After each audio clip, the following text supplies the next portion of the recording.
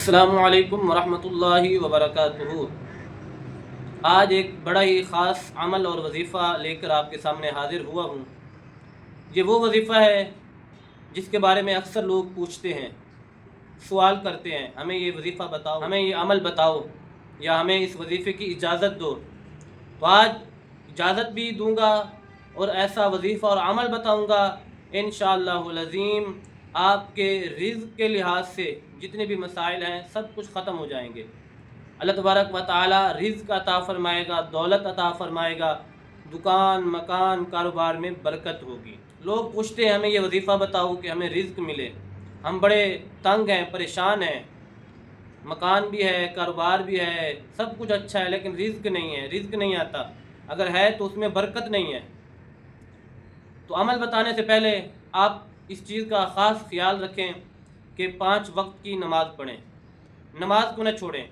اگر آپ نماز پڑھیں گے انشاءاللہ العظیم اسی نماز کی ہی برکت سے اللہ تبارک و تعالی آپ کو رزق عطا فرمائے گا۔ پھر گناہوں سے بچیں، نیک کام کریں، اچھے عمل کریں۔ حضور علیہ الصلوۃ کا فرمان عالی شان ہے کہ بعض اوقات بندے کا رزق بندے کے گناہ کی وجہ سے روک دیا جاتا ہے، یعنی بندہ کوئی ایسا گناہ کر دیتا ہے جس گناہ کی وجہ سے اللہ تبارک و تعالی اس بندے کا رزق بند کر دیتا ہے۔ تو گناہوں سے بچیں، اچھے کام کریں، آپ کو کوئی وظیفہ کوئی عمل کرنے کی ضرورت نہیں پڑے گی۔ اگر آپ یہ سارے کام کرتے ہیں، گناہوں سے بھی بچتے ہیں، 5 وقت کی نماز بھی پڑھتے ہیں، پھر بھی رزق نہیں ہے، رزق میں کمی ہے، دکان مکان کاروبار میں برکت نہیں ہے، پھر آپ یہ وظیفہ کریں۔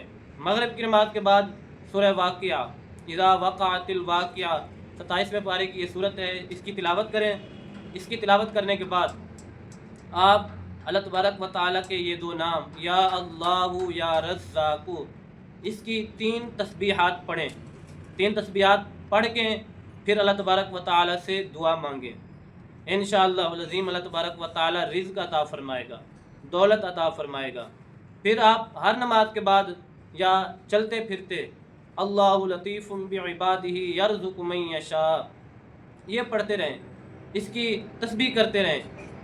اللہ تبارک و تعالی غیب کے خزانے آپ پر کھول دے گا، غیب سے رزق عطا فرمائے گا، جہاں سے آپ کا گمان بھی نہیں ہوگا، وہم بھی نہیں ہوگا، وہاں سے اللہ تبارک و تعالی آپ کو رزق عطا فرمائے گا۔ کافی سارے لوگ اس معاملے میں بہت پریشان ہوتے ہیں کہ مکان دکان کاروبار میں برکت نہیں ہے۔ تو یاد رکھیں جب آپ دکان پر جائیں سورہ یاسین کی تلاوت کر کے جائیں، فجر کی نماز کے بعد سورہ یاسین کی تلاوت کریں، دعا مانگیں اپنے دکان مکان کاروبار میں خیر و برکت کی، تو انشاءاللہ العظیم اللہ تبارک و تعالی ضرور کرم فرمائے گا۔ یقین اللہ پر کرنا ہے، یقین کریں اللہ تبارک و تعالی کی ذات پر، اللہ تبارک و تعالی انشاءاللہ العظیم اپنی کلام کی برکت سے ضرور رحم اور کرم فرمائے گا اور آپ کو رزق عطا فرمائے گا، دکان مکان کاروبار میں خیر و برکت بھی عطا فرمائے گا۔